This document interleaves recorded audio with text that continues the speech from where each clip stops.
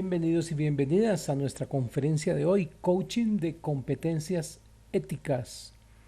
Entonces, ¿qué es el modelo de coaching que trabajamos? Coaching existencial, coaching de vida. Darse cuenta para hacerse cargo. Ese es el eje y es lo que he trabajado en todas estas conferencias sobre coaching. Nuestra tarea es darse cuenta para hacerse cargo. Ese es lo que tenemos que hacer para crecer en nuestra vida. Darnos cuenta de cómo estamos, de lo que está pasando, para hacernos cargo. Y en este proceso, hoy vamos a trabajar el modelo de la ética, lo que tiene que ver con nuestro desarrollo moral. Entonces empezamos con unas preguntas básicas que nos están identificando y que nos tienen que poner a reflexionar. Este modelo implica que yo hago preguntas y tú las puedes anotar, pero lo más importante es que las respondas, es decir, que te hagas ese planteamiento, que te mires a través del modelo de coaching. Entonces, vamos a hacer una sesión de coaching hoy sobre competencias éticas. Y si tú quieres participar, vas a responder para ti la primera que siempre la hacemos y que es fundamental para ubicarnos es ¿cuál es la misión de tu vida? Y si no tienes clara la misión de tu vida, quiero que sepas que viene alguien y te la va a poner. Te va a poner la de él para que trabajes para él. Por eso hay gente que durante años vive trabajando para la misión de la vida de otros. Entonces la primera pregunta es una pregunta profunda, personal, fuerte, que nos lleva a hacernos ese planteamiento. Y es ¿para qué vine yo a este planeta? ¿Cuál es la razón de que yo esté aquí?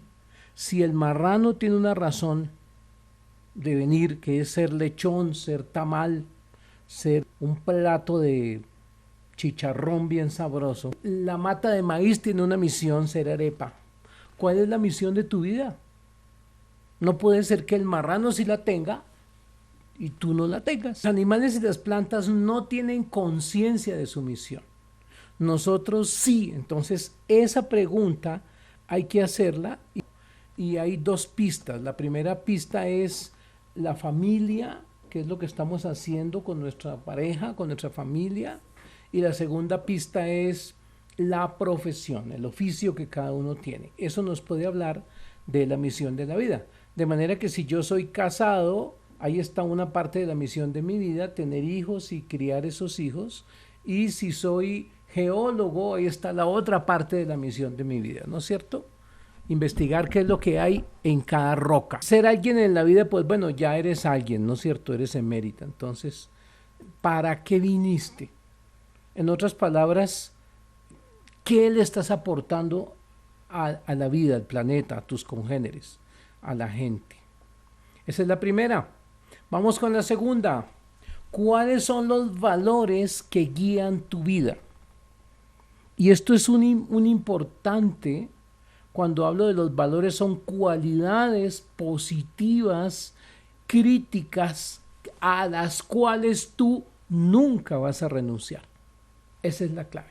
Si no tienes claros esos valores, viene alguien y te los pone. Uno de mis valores, por ejemplo, es la vida. Para mí, la vida es sagrada, respetar la vida es sagrado y cuidar la vida es sagrado, ¿no? Entonces, eso le da mucho sentido a lo que yo hago. La felicidad, ¿no? Que la gente sea feliz cumpliendo la misión de su vida. Bueno, esa es una pregunta que tienes que responder. Y los valores son cualidades fuertes, tan poderosas que tú nunca vas a renunciar a ellas. Y hay algo muy importante y es que los valores no son cambiantes, los valores son firmes, claros y permanentes. Entonces, esa es una tarea importante. Segunda pregunta, ¿para qué vives? Por consiguiente, tengo que preguntarme ¿para qué vivo? ¿No es cierto? Víctor Frank decía, ¿por qué no te has suicidado? Estas preguntas ya están planteadas, pero ahora vienen las nuevas. ¿Cuál es el legado que vas a dejar? Es decir, ¿Qué es lo que tú vas a dejar a todo el mundo? ¿Correcto? ¿Cuál es el legado? ¿Qué es lo que hace que tu vida sea trascendente? Y aquí no solo hablamos a los que creen en Dios, sino a los que no creen en Dios. Puede ser un ateo trascendente, desde luego, dejarle algo a la humanidad, ¿no es cierto? Muy bien. Y ahora viene algo interesante que les quiero plantear de entrada y me gustaría que lo analizaran.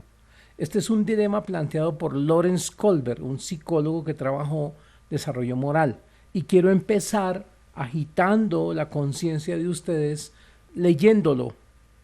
En Europa, una mujer estaba gravemente enferma, próxima a morir de un tipo especial de cáncer. Había un medicamento que los médicos creían que podía salvarla. Era una forma de radio, el mineral radio, que había descubierto recientemente un farmacéutico de la misma ciudad. El medicamento era costoso de fabricar y el farmacéutico cobraba 10 veces la cantidad que le había costado hacerlo. Pagaba $200 por el mineral de radio y cobraba $2,000 por una pequeña cantidad de la medicina. El marido de la enferma, Heinz, visitó a todos sus conocidos para pedir prestado el dinero e intentó todos los medios legales, pero solo pudo reunir $1,000, la mitad del costo. Le dijo al farmacéutico que se lo vendiera más barato o que le permitiera pagarlo más tarde, pero el farmacéutico dijo no, yo he descubierto la medicina y quiero ganar dinero. Así que, habiendo intentado todos los medios legales, Heinz se desespera y piensa asaltar la farmacia y robar el medicamento para su mujer. Hasta ahí el dilema, y la pregunta es, ¿debe Heinz robar la droga? ¿Sí o no? ¿Y por qué? Lo más importante de esta pregunta es ¿por qué? Resulta que dice que Heinz ya acudió a todos los medios legales, es decir, no hay otra forma de hacerlo. Aquí dice que ya intentó por todos los medios legales. Este es un dilema moral. Es una decisión difícil de tomar, por eso se llama dilema. No puedes decir sí o no, sino que tienes que decir sí, no, y lo más importante es lo que tú argumentes, que es por qué. Este tipo de preguntas son las que desarrollan nuestra conciencia moral. Es decir, cuando hablamos de competencias morales, hablamos en la parte intelectual, cómo yo soy capaz de pensar en situaciones morales. Otro ejemplo es una chica de colegio, tiene relaciones sexuales con su novio, él le dice que la ama y ellos se acuestan y como resultado de esa relación sexual, ella queda embarazada. Y cuando se da cuenta que está embarazada, se da cuenta que la mamá va a romper en llanto, que va a sufrir mucho porque le va a decir que ella soñó que ella fuera doctora y que ahora le va a tocar interrumpir su estudio. El papá se va a poner furioso porque siempre soñó que su hija llegara virgen al matrimonio y ella piensa en abortar, en abortar ese bebé que lleva en el vientre. La pregunta es, ¿debe abortar sí o no y por qué?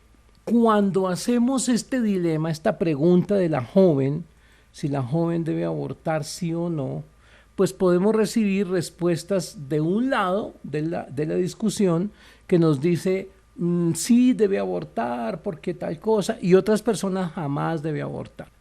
Pero me interesa que piensen lo siguiente. Si tú fueras el bebé o la bebé y estuvieras metido en el vientre de tu madre, ¿te gustaría vivir o te gustaría que te mataran?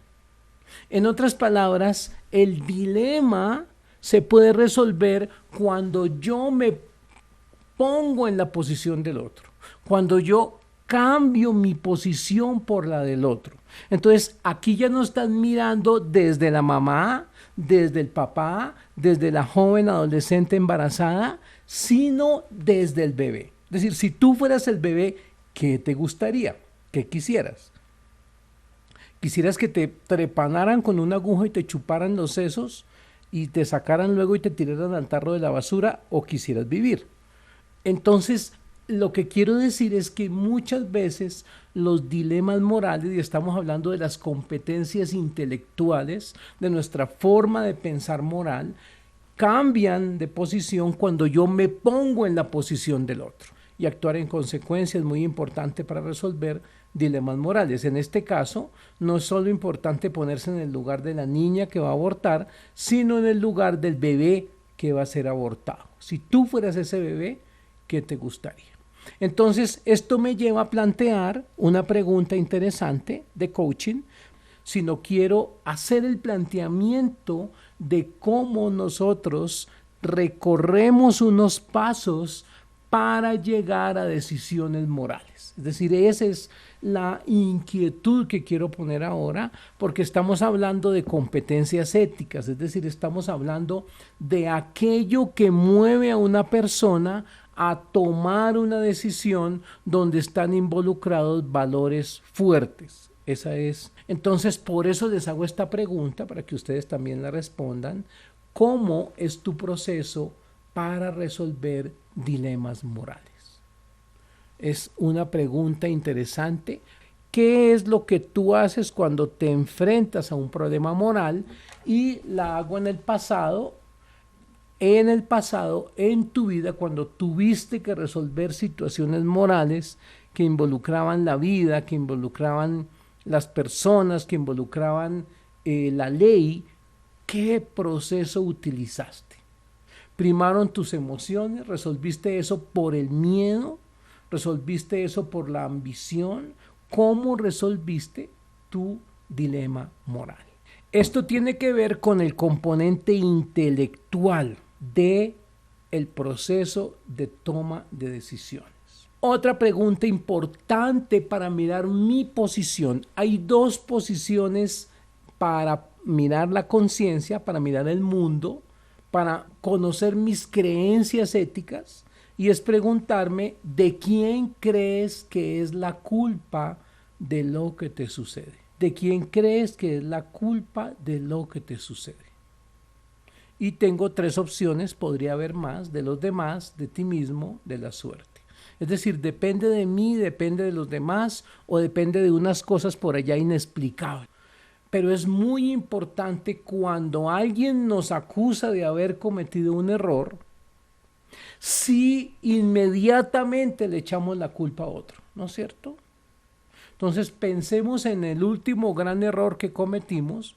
No sé si ustedes lo tienen presente. Muchas personas que se casaron y luego tuvieron que divorciarse porque se casaron con la persona horrorosamente equivocada. Definitivamente nada que ver. ¿De quién fue la culpa, no? A muchos estaban casados y el cónyuge los traicionó después de mucho tiempo de matrimonio.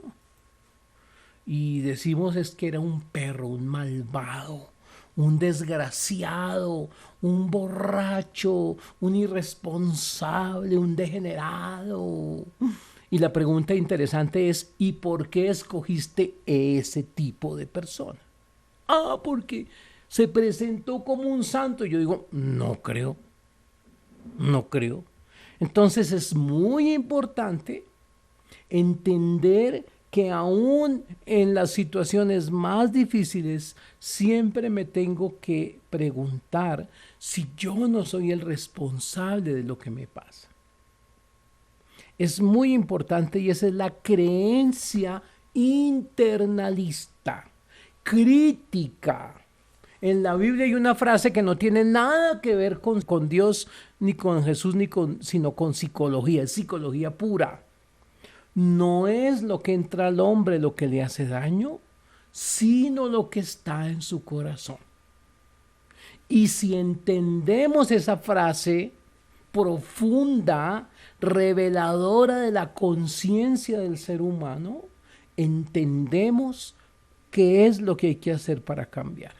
No es lo que entra al hombre lo que le hace daño, no son los cuarzos, ni los astros, ni lo que me entra, sino es lo que está en mi corazón. lo que sale de mi corazón.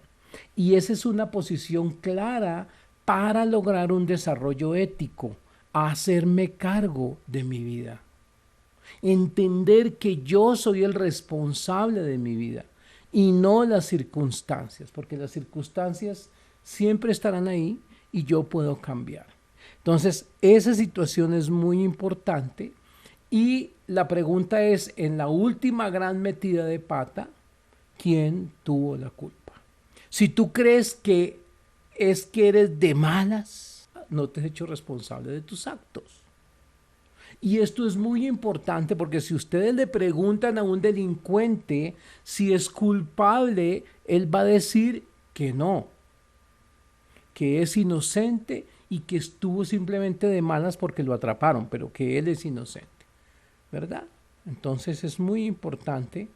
¿Qué emociones predominan cuando tomas una decisión moral? Hay un componente emocional que te presiona. Hay un componente emocional que te impacta. ¿Y por qué digo componentes emocionales y pongo estas situaciones? Lo que diga tu familia, lo que digan tus valores, lo que diga tu pareja, lo que digan tus hijos. Porque muchas veces somos manipulados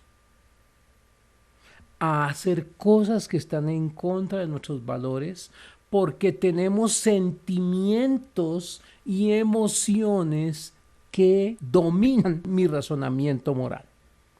Entonces es muy importante pensar en quién me presiona, quién me manipula.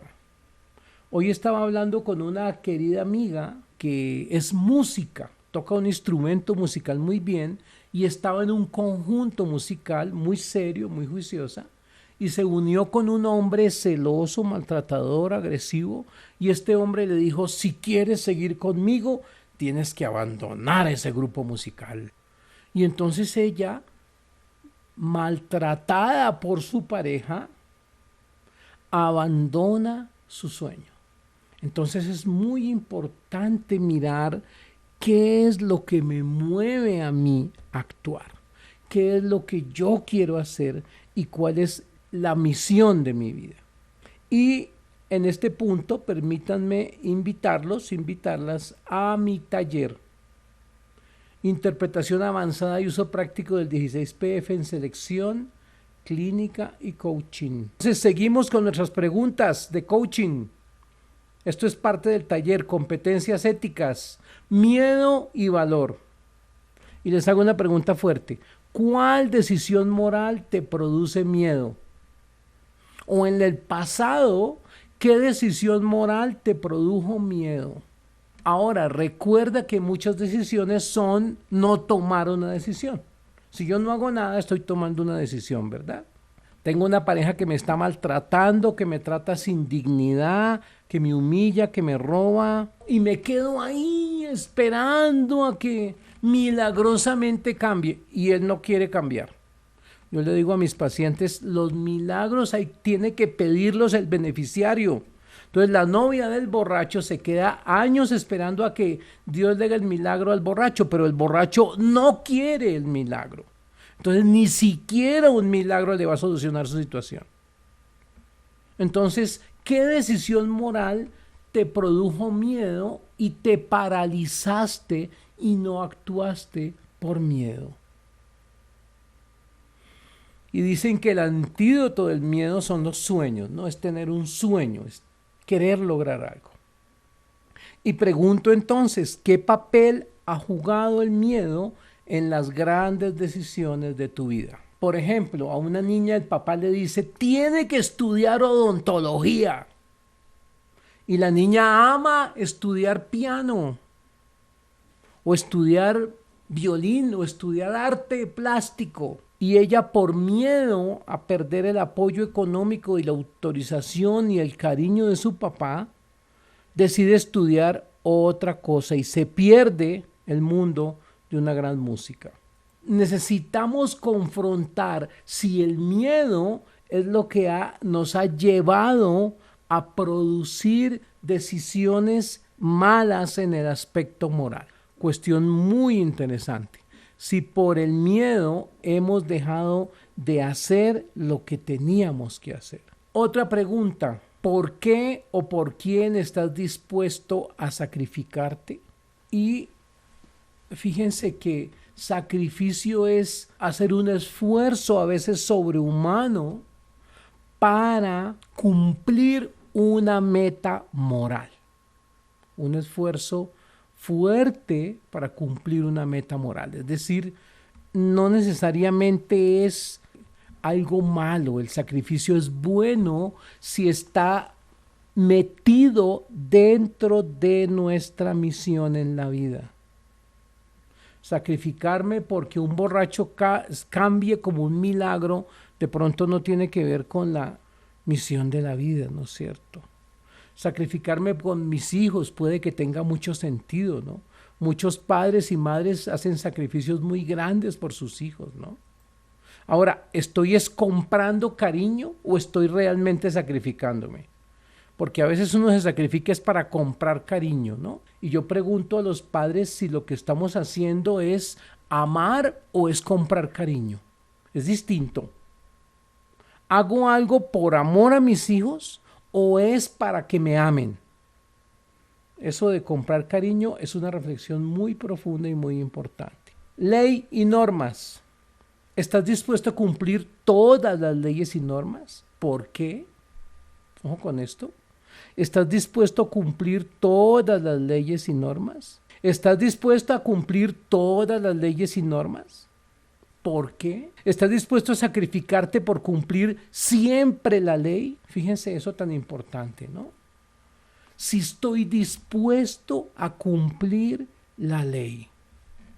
Si tengo claro que la ley es importante en mi vida y cumplirla es un valor. A veces hay personas que creen que la ley es mala porque no les conviene a ellos, ¿no? Entonces tenemos que preguntarnos, para poder vivir en una comunidad y no ser unos delincuentes, si estoy dispuesto a cumplir las leyes y normas, aún sacrificándome. Porque es posible que yo me esté sacrificando fuertemente, ¿no es cierto? Y si no cumplo la ley, ¿qué consecuencias hay para otros?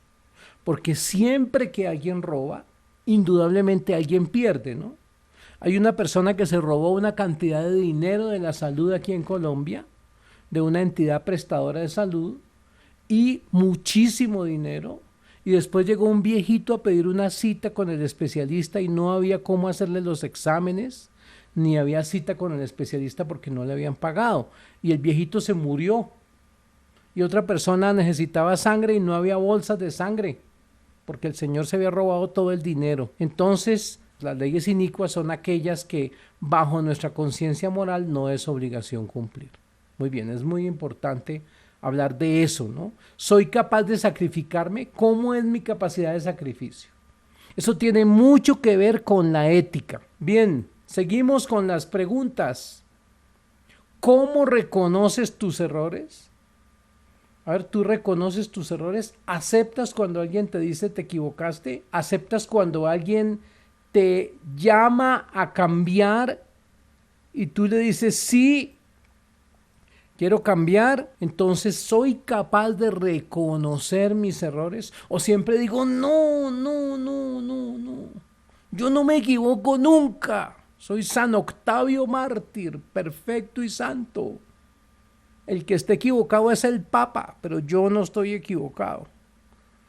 ¿Cómo escoges la mejor opción de solución? ¿Sabes que tienes que escoger y no escoges? ¿Dejas que los conflictos sigan su curso sin intervenir? ¿Cómo actúas para solucionar el error o el problema? Miren, todos los propósitos lindos del mundo no sirven para nada si yo no los transformo en acción. De manera que la clave para triunfar en la vida no es pensar ni sentir, la clave es actuar. Entonces, Cada uno tiene sus valores éticos. Debemos regir nuestras vidas por la palabra de Dios. Ese es un marco ético, ¿verdad? Que hay que aplicarlo cuando me conviene y cuando no me conviene. Porque a veces la gente dice, no, yo sí voy a aplicar este pedacito de la ley de Dios, pero este no. O voy a cumplir estas leyes de mi país, pero estas no. ¿Cómo actúo para solucionar un problema? Esta pregunta es fuerte y para terminar la hago. ¿Tienes un guía moral o espiritual? Y la segunda pregunta, ¿le haces caso? Es muy importante esto. Un día a un gran amigo mío le eché un cuento, una historia. Y era que había un burrito que en el lomo se había clavado un palo bien grande. En la silla había pegado un palo largo y ese palo caía al frente con una cuerda que cargaba una zanahoria. De manera que la zanahoria quedaba frente a su boca, pero no lo suficientemente cerca para que él la pudiera morder. Entonces el burro caminaba intentando pegarle el mordisco a la zanahoria, que estaba muy grande, muy apetitosa, muy rica, y caminaba y caminaba y caminaba. ¿Qué pasó después de un tiempo? Unas horas o unos días. El burro cayó desplomado del cansancio y se dio cuenta que había dado vueltas en círculo. B, el burro se despeñó por un precipicio y cayó y se mató. O C, el burro dijo, necesito a alguien que me ayude para salir de este círculo vicioso. Entonces es muy importante que nuestra conciencia moral pueda tener una guía que no sean mis propias mentiras y mis propios cuentos y mis propias necesidades. Porque muchas personas terminan echándose un cuento de que son sus guías espirituales, sus guías éticos, y no hay tal. Somos como un perrito que va detrás de un olor caminando a toda y luego detrás de otro olor para otro lado y luego detrás de otro olor. Entonces necesitamos en la línea moral tener una ética clara, fuerte, firme, que no cambie. Ese es el proceso y para eso son estas preguntas que les quiero traer sobre coaching de competencias éticas. Y la pregunta del millón, si quieres asistir a mi taller online, si estás interesado, voy a dictar este taller ahora en enero 19 y 26. Te puedes inscribir y recibir el 50%. Eso es para esta semana. Y es una certificación para trabajar 16PF en selección, clínica y coaching, es decir, personalidad. Cada persona va a recibir el test para que lo puedan resolver antes. Muy buenas noches.